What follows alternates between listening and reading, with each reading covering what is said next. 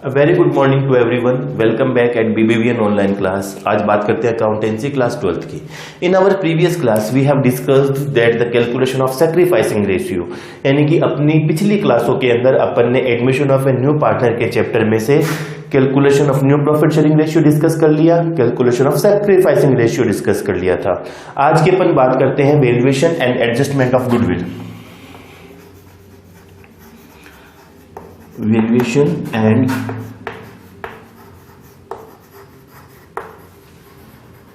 Adjustment of goodwill important topic है, तो आप थोड़ा सा केयरफुली इसको समझने की कोशिश करें और एग्जाम के पॉइंट ऑफ व्यू से भी बहुत ज्यादा इंपॉर्टेंट है। अगर ये पॉइंट और ये टॉपिक अपन ये आज समझ लेते हैं, इसको आज अपन अच्छे से अंडरस्टैंड कर लेते हैं, तो आगे आने वाले दोनों चैप्टर कौन कौन से, रिटायरमेंट और डेथ ऑफ ए पार्टनर और valuation of dissolution of partnership form, यानी कि दोनों चैप्टर में ये topic as it is retain करेगा, एज इट इज काम आएगा, तो इसको केयरफुली समझना है। अब देखिए, सबसे पहले अपन बात करते हैं वैल्यूएशन ऑफ गुडविल, यानी कि वैल्यूएशन ऑफ गुडविल को अपन ने अपने पिछले चैप्टर में जो कि change in profit and sharing ratio था, वहां पर अपन ने वैल्यूएशन ऑफ गुडविल को समझा था। वैल्यूएशन ऑफ गुडविल की मेथड्स की बात करी थी, तो अपन ने मेथड किया था simple average method, weighted average method, capitalisation method और सुपर प्रॉफिट मेथड, यानी कि अपन ने 4 मेथड्स को डिस्कस किया था। उसी मेथड्स के अकॉर्डिंग इस चैप्टर में भी अपने को गुडविल की वैल्यूज अगर कैलकुलेट करनी है तो अपन उसी तरीके से करेंगे जिस तरीके से अपन ने अपने प्रीवियस चैप्टर्स में किया है। अब बात करते हैं एडजस्टमेंट ऑफ गुडविल। देखिए, एक चीज समझिए, अपन एक न्यूमेरिकल एग्जांपल से इसको सॉल्व करते हैं। मैं यहां पर ये कहता हूं कि there are 2 partner A and B, they admitted C for 1/4 share. C को इन्होंने कितने शेयर के लिए पार्टनर बनाया, 1/4 शेयर के लिए। इट मींस A और B ने जो अपना प्रॉफिट का शेयर था वो C के फेवर में सरेंडर किया। कितना किया, 1/4। अब जैसे इस क्वेश्चन के अकॉर्डिंग, इस न्यूमेरिकल प्रॉब्लम्स के अकॉर्डिंग, सी जो अपना 1/4 शेयर ले रहा है वो किस से ले रहा है, कितना, किस प्रपोर्शन में ले रहा है, कहीं कोई इंडिकेशन नहीं है, क्लियर इंस्ट्रक्शन नहीं है। It means C acquires his share from firm's profit, यही तो बताया था। और in that condition the sacrificing ratio will be same the old ratio, यानी कि इस कंडीशन में ए और बी का जो सैक्रिफाइसिंग रेशियो होगा वो सेम होगा ओल्ड रेशियो के, यानी कि इनका सैक्रिफाइसिंग रेशियो भी यही होना है। ये चीज अपन डिस्कस कर चुके हैं। अब आगे की बात देखिए, जब ए और बी इस सी के फेवर में कुछ सैक्रिफाइस करते हैं तो ये सी भी इनको कंपनसेट करता है, यानी कि अपन एंट्री करते हैं gaining partners capital account debit to sacrificing partners capital account, करना चाहिए। अब एक चीज अपन ने ये डिस्कस करी कि ए और बी ने सी के फेवर में सैक्रिफाइस किया, तो ये भी तो कुछ एक्सपेक्ट करते हैं कि भाई सी भी इनको कंपनसेट करेगा। तो जिस प्रपोर्शन में ए और बी को सैक्रिफाइस होता है उसी प्रपोर्शन में सी इनको कंपनसेट कर देता है। इसीलिए अपन क्या करते हैं, सैक्रिफाइसिंग रेशियो का कैलकुलेशन करते हैं। अब जिस डेट को सी का एडमिशन हुआ था उस डेट को अगर फर्म की गुडविल का वैल्यूएशन करें तो वैल्यूएशन अपन according to super profit method, capitalisation profit method और सिंपल एवरेज मेथड या वेटेड एवरेज मेथड के अकॉर्डिंग कर लेंगे। उस गुडविल में सी का जितना शेयर होगा वो शेयर सी किसको कंपनसेट कर देगा, ए और बी को। जब कंपनसेट की बात आएगी तो सी कंपनसेट करेगा कहां से, गुडविल का जो वैल्यूएशन होने के बाद में उसका जो शेयर बनेगा उस शेयर को वो कंपनसेट करेगा ए और बी को इनके सैक्रिफाइसिंग रेशियो में। तो अब यहां पर बहुत सारी कंडीशंस बनती है। पहली कंडीशन आ जाती है व्हेन न्यू और incoming partner paid privately to the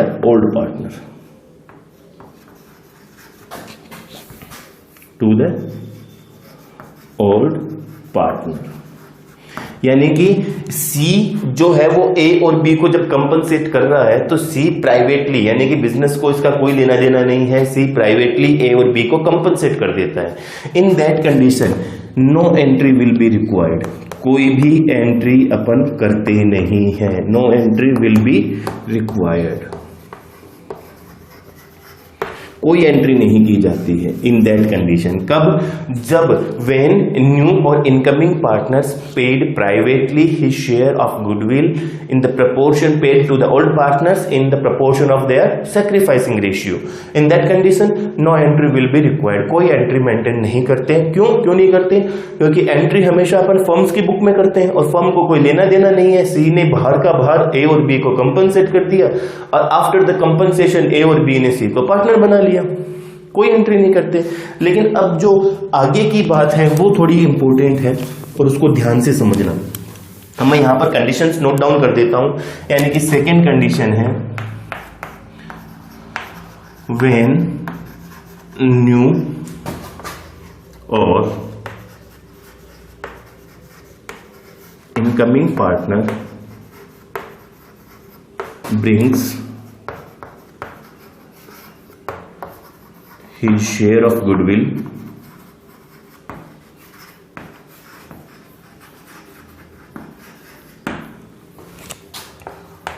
in cash।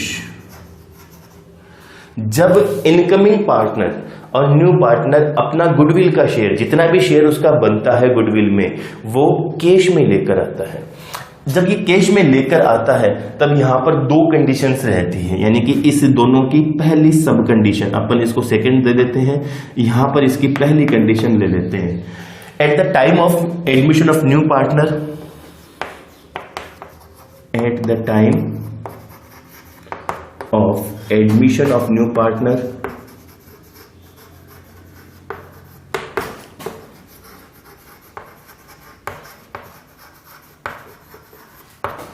goodwill account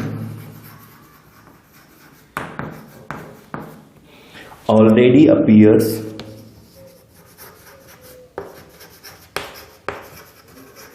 in the books। और इसी की सेकेंड कंडीशन हो जाती है goodwill account does not appear in the books।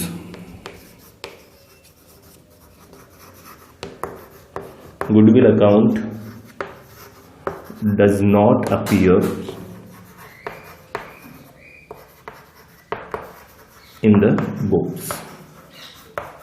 अब पहली चीज ये समझ में आनी चाहिए कि भाई ये goodwill account appear in the books और does not appear in the books का मतलब क्या होता है। देखिए सपोज अपन यहां एक बैलेंस शीट बनाते हैं, इसको अपन यहां कर लेते हैं। अपन एक बैलेंस शीट बनाते हैं,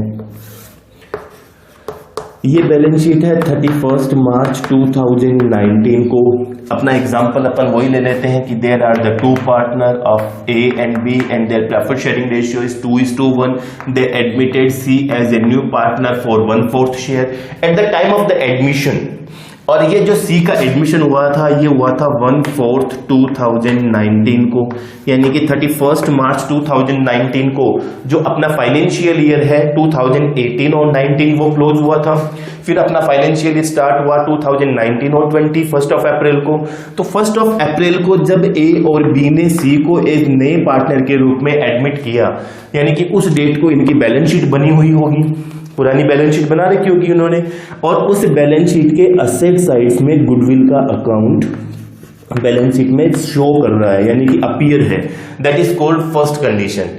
व्हेन ए न्यू और incoming partner brings his share of goodwill in the cash at the time the admission of the new partner, goodwill account already appear in the books. It means ये condition है कि goodwill का account balance sheet में appear कर रहा है। Appear कर रहा है तो यहां पर अगर मैं ये कह दूं कि ये 30,000 रुपीज पर अपीयर कर रहा है, पहली कंडीशन ये है। Second condition, at the time of the new और admission at the time of the admission of new और incoming partner the goodwill account does not appear in the books. It means balance sheet में goodwill का account appear नहीं कर रहा है। Clear है? यानी कि दोनों कंडीशन एक्सप्लेन हो गई। अब दोनों कंडीशन की टाइम पर अपने को इसकी एंट्री करनी क्या होती है वो समझ लीजिए। जब इनकमिंग पार्टनर है, न्यू पार्टनर का एडमिशन हुआ है, इट मींस जितना शेयर कैपिटल का उसका बनता है वो तो वो लेकर ही आता है। इनके एडिशन में गुडविल की बात होती है, यानी कैपिटल के लिए तो कोई कंडीशन है ही नहीं, कैपिटल तो लानी है, क्योंकि अपना मेन मोटिव क्या था एडमिशन ऑफ न्यू पार्टनर का, फाइनेंशियल रिसोर्सेज को रेज करना। जब फाइनेंशियल को पोजीशन को रेज करने के लिए ही तो इस इनकमिंग पार्टनर को इन्होंने एडमिशन यानी कि इसको पार्टनरशिप में एडमिट किया था, इसको पार्टनर बनाया था, तो कैपिटल तो वो लाएगा ही लाएगा। इन दैट कंडीशन पहली एंट्री बन जाती है कैश या bank account debit to C's capital account. अब देखिए इस चीज को मैं यहां पर ये कह देता हूं कि सी जो है वो अपने 1/4 शेयर के लिए 2 लाख रुपए की कैपिटल लेकर आता है। ठीक है, कितनी लाता है? 2 लाख रुपए की। सी का शेयर कितना है? 1/4 शेयर के लिए सी कैपिटल कितनी ला रहा है? 2 लाख रुपीस की। और गुडविल के लिए मैं यहां पर ये कह दूं कि सी का जो शेयर है गुडविल में वो लेकर आ रहा है ये 40,000 या 30,000 ये गुडविल का शेयर लेकर आ रहा है। इट मींस सी टोटल पैसे कितने लेकर आ रहा है? 2,30,000। अपन यहां सीज की कैपिटल कैश और बैंक अकाउंट को डेबिट कर देंगे 2,30,000 रुपीज से, क्योंकि अपन कंपाउंड एंट्री कर रहे हैं। अब सी अपने शेयर के लिए कैपिटल कितनी लाया? 2 लाख लेकर आया और फिर ये लाया प्रीमियम फॉर गुडविल अकाउंट। अब यहां पर अपन इसको क्या लिखेंगे? Premium for goodwill, only goodwill नहीं लिखेंगे। क्यों? क्योंकि ये दैट्स व्हाई ये न्यू गुडविल है। अगर इसी के टाइम पर, एडमिशन के टाइम पर यहां इस बैलेंस शीट में गुडविल अकाउंट ऑलरेडी अपीयर है, अपन पहली कंडीशन की बात कर रहे हैं, और ये भी 30,000 से ही अपीयर कर रहा है, दैट मीन्स ओल्ड गुडविल। अब अपने को करना क्या है? ये एंट्री करने के बाद सबसे पहले इस गुडविल को यहां से हटाना है। क्यों हटाना है सब? क्योंकि ये गुडविल जो जनरेट हुई थी या अर्न करी गई थी वो किसके थ्रू की गई थी? ए और बी के थ्रू की गई थी। इन दैट एडमिशन, जब सी का एडमिशन हुआ तब हमने रीवैल्यूएशन अकाउंट बनाया था, और रीवैल्यूड जब अकाउंट को किया था तब हमारे पता चला कि भाई फर्म की गुडविल भी कितनी है आज की डेट में? 1,20,000 है। कैसे है 1,20,000? क्योंकि सी का शेयर कितना है? 1/4, यानी कि इसको अगर मैं रिवर्स कर दूं तो टोटल फर्म की गुडविल निकल सकती है। इस टोटल फर्म की गुडविल में सी का शेयर कितना है? 1/4, आ जाता है 30,000। तो अपन ने यही चीज किया कि भाई नई गुडविल जो है प्रीमियम फॉर गुडविल, उसमें सी का शेयर जितना बनता था सी उतना शेयर कैश में लेकर आ गया। अब इस गुडविल को यहां से हटाने का मोटिव क्या है कि अगर इसको यहां से अपन मूव नहीं करते हैं, इसको यहां से हटाते नहीं है, then after the admission of C is also entitled to get the share in that goodwill, in this goodwill. C भी एंटाइटल्ड हो जाएगा इस गुडविल में शेयर लेने के लिए, जबकि ये गुडविल अर्न किसने करी थी? ए और बी ने, यानी कि इसको अर्न करने के लिए मेहनत किसने करी? ए और बी ने। अब ए और बी ये कहते हैं कि साहब जो गुडविल अर्न हमने करी है, जो मेहनत हमने करी है, उसमें सी को शेयर क्यों दे? नहीं देना चाहिए। इसलिए वो क्या करते हैं? इस गुडविल को यहां से पहले रिमूव कर देते हैं, हटा देते हैं। अब इस गुडविल को यहां से हटाने के लिए एंट्री क्या करनी है? यानी कि सेकेंड एंट्री अपन ये करेंगे कि इस प्रीमियम फॉर गुडविल में से A's capital account debit, B's capital account debit to goodwill account. अब गुडविल है कितनी? 30,000 की। इस गुडविल को इनके ओल्ड रेशियो में कितना है? 2:3, यानी कि 20,000 और 10,000 के रेशियो में इसको डिवाइड कर देंगे।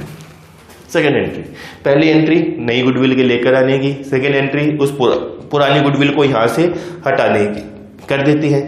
थर्ड एंट्री जब अपन करेंगे तो वो थर्ड एंट्री अपनी होगी इस नई गुडविल को ओल्ड पार्टनर्स में उनके सैक्रिफाइसिंग रेशियो में डिस्ट्रीब्यूट करने की। जब यहां पर प्रीमियम फॉर गुडविल को क्रेडिट किया था, तो अब इसको हटाने के लिए थर्ड एंट्री अपन क्या कर देंगे? इस प्रीमियम फॉर गुडविल को वापस डेबिट कर देंगे।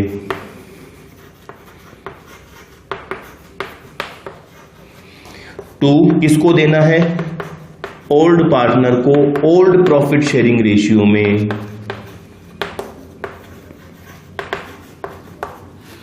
नई गुडविल भी 30,000 की है। सपोज इसको अपन अगर वैल्यूज चेंज करें तो मैं यहां पर ये कह देता हूं कि इसकी वैल्यू अपन चेंज कर लेते हैं 60,000, क्योंकि वो एक कोइंसिडेंस हो गया कि ओल्ड गुडविल जो बैलेंस शीट में है वो भी 30,000 है और नई गुडविल जो पार्टनर ला रहा है वो भी 30,000 है। सेम हो जाती है, कंफ्यूजन हो जाता है, तो मैंने इसको चेंज कर दिया 60,000 के हिसाब से। अब प्रीमियम फॉर गुडविल है कितनी? 60,000। इनको इनके ओल्ड रेशियो में बांटना है, ओल्ड रेशियो में नहीं, सैक्रिफाइसिंग रेशियो में। किस रेशियो में? सैक्रिफाइसिंग रेशियो में। अब on that condition when new और इनकमिंग पार्टनर टेक्स और acquires his share from firm's profit the sacrificing ratio will be same the old ratio. यानी कि सैक्रिफाइसिंग रेशियो वही होता है जो उनका ओल्ड रेशियो होता है। ये बात अपने को याद रखनी है बार बार। यानी कि अब अपन यहाँ पर पहले न्यू रेशियो कैलकुलेट करते हैं, फिर old ratio minus new ratio कर सैक्रिफाइसिंग रेशियो निकालते हैं। वो जरूरत नहीं है इतनी लंबी प्रोसेस में जाने की। अपने को ये पता होना चाहिए कि इस कंडीशन में ओल्ड पार्टनर्स का जो ओल्ड रेशियो होता है वही उनका क्या होता है, सैक्रिफाइसिंग रेशियो होता है। यानी कि अब यहां पर इस 60,000 को इनके इस रेशियो में डिस्ट्रीब्यूट कर देना चाहिए। जब डिस्ट्रीब्यूट कर देना चाहिए तो ये वैल्यू आ जाती है 40,000 और ये वैल्यू आ जाती है 20,000। क्लियर है? यानी कि न्यू गुडविल ओल्ड पार्टनर को कौन से रेशियो में डिस्ट्रीब्यूट करनी है, उनके सैक्रिफाइसिंग रेशियो में। किस रेशियो में करनी है, सैक्रिफाइसिंग रेशियो में करनी है। क्लियर है? इजी है। अब क्या होता है इसके बाद, अगर ये ओल्ड पार्टनर चाहे तो इस गुडविल की अमाउंट को एज इट इज रिटेन्ड कर सकते हैं। यानी कि इनकी कैपिटल तो इंक्रीज हो जाती है, कैपिटल को क्रेडिट कर दिया, और अगर ये चाहे तो इसको विड्रॉ भी कर सकते हैं। अगर ये विड्रॉ करने की एंट्री करते हैं, क्वेश्चन में कहा जाता है तब ये एंट्री करनी है, नहीं तो नहीं करनी है। अगर क्वेश्चन साइलेंट रहता है तो हम ये मानते हैं कि ये गुडविल की amount as it is old partner के थ्रू बिजनेस में रिटेन्ड कर ली गई है।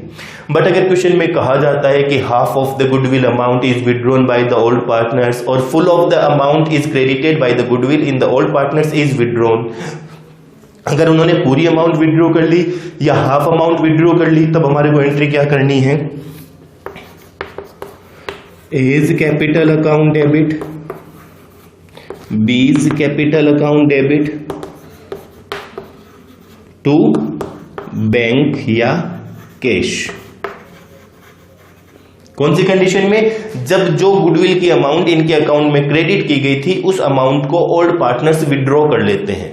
अब ये विड्रॉ कितना करते हैं, जैसे अपन अजम्पशन लेते हैं half of the goodwill amount is withdrawn by the old partners. अगर हाफ अमाउंट विड्रॉ कर लेते हैं तो एक के कैपिटल अकाउंट में क्रेडिट कितना हुआ था 40,000, उसका हाफ 20,000 ये विड्रॉ कर लेंगे।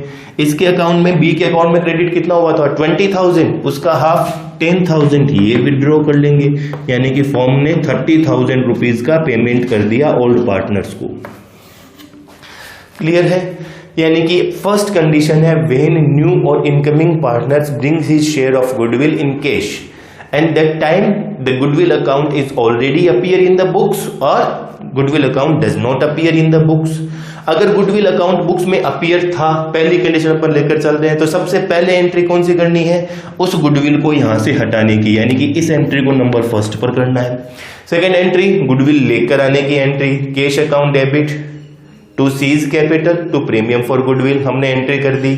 फिर नई गुडविल को ओल्ड पार्टनर के बीच में डिस्ट्रीब्यूट करने के लिए तब हम एंट्री करते हैं premium for goodwill account debit to A's capital to B's capital account in their sacrificing ratio. अब यहां पर ध्यान रखिए, जब ये गुडविल यहां से रिमूव करी जाती है तो ये हमेशा ओल्ड रेशियो में होती है, और जब नई वाली गुडविल डिस्ट्रीब्यूट करी जाती है तब ये हमेशा सैक्रिफाइसिंग रेशियो में डिस्ट्रीब्यूट करी जाती है। यानी कि यहां पर थोड़ा सा कंफ्यूजन होता है स्टूडेंट को कि कौन सी गुडविल को कब किस रेशियो में डिस्ट्रीब्यूट करना है। अगर बैलेंस शीट में गुडविल अकाउंट ऑलरेडी अपीयर है तो वो गुडविल ओल्ड गुडविल कहलाती है। जो गुडविल न्यू पार्टनर लेकर आता है इसको अपन कह देते हैं न्यू गुडविल। ये अपन सिर्फ स्टूडेंट को समझने के हिसाब से ही कहते हैं, बुक्स में कोई ओल्ड और न्यू गुडविल नहीं होती है। तो यानी कि इस गुडविल को अब इजीली समझ में आ जाए कि ऑलरेडी बुक्स में अपीयर है तो ये ओल्ड गुडविल हो गई। नया पार्टनर जो शेयर लेकर आया वो क्या हो गया, नई गुडविल होगी। ओल्ड गुडविल को ओल्ड पार्टनर्स को देना है इन देयर ओल्ड रेशियो, यानी कि दोनों गुडविल डिस्ट्रीब्यूट होनी है ओल्ड पार्टनर्स को ही, बस फर्क है डिस्ट्रीब्यूशन यानी प्रपोर्शन का। ओल्ड गुडविल है वो डिस्ट्रीब्यूट करी जाती है ओल्ड पार्टनर्स को इन their old profit sharing ratio, but new goodwill is distributed the old partners in their sacrificing ratio. Clear? अब बात करें सेकेंड कंडीशन की, when goodwill account does not appear in the books at the time of the admission of new partner. उस condition में जब admission के time पर goodwill account books में अपीयर नहीं है, यानी कि इसी एग्जाम्पल को अपन इस तरीके से ले लेते हैं कि यहाँ पर कोई गुडविल अकाउंट अपीयर नहीं है। जब ये गुडविल अकाउंट अपीयर नहीं है तो एक एंट्री कम करनी होती है। कौन सी? गुडविल को बुक से हटाने की एंट्री करने की जरूरत ही नहीं है, क्योंकि गुडविल अकाउंट है ही नहीं बुक्स में, नहीं है ना। तो सिंपल सी एंट्री कौन कौन सी हो जाती है? पहली कैश लेकर आने की, यानी कि cash account debit to C's goodwill C's capital account और to premium for goodwill account. अब जैसे 2,30,000 की ये अमाउंट लेकर आया, उसमें से 2 लाख कैपिटल की है और 60,000 गुडविल की है। इसको अपन ने 60,000 अज्यूम कर लिया था, तो ये 60,000 से एंट्री होगी। अब इस गुडविल को ओल्ड पार्टनर को डिस्ट्रीब्यूट करने की एंट्री, तो अपन एंट्री कर देते हैं, ये फर्स्ट एंट्री, ये सेकेंड एंट्री अपनी premium for goodwill account debit to A's capital account to B's capital account. Clear है?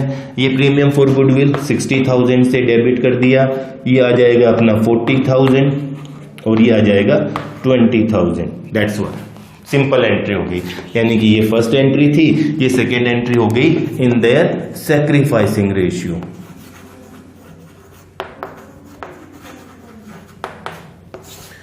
In that sacrificing ratio. Clear है? दोनों कंडीशन इजीली समझ में आ रही है। अब बात करते हैं सेकंड कंडीशन की, जो मेन थर्ड कंडीशन है अपनी, उसकी बात कर लेते हैं अपन इमीडिएटली साथ में। इसी एग्जांपल के थ्रू अपन बात करते हैं कि थर्ड मेन कंडीशन है व्हेन न्यू और incoming partner does not brings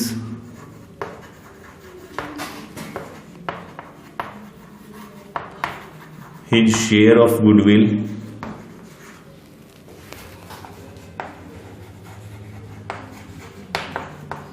in cash।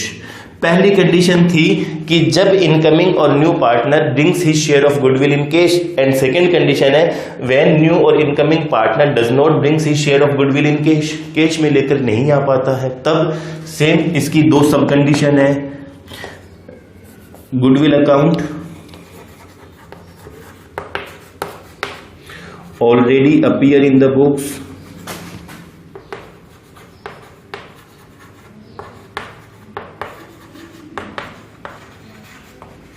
और सेकेंड कंडीशन इसकी गुडविल अकाउंट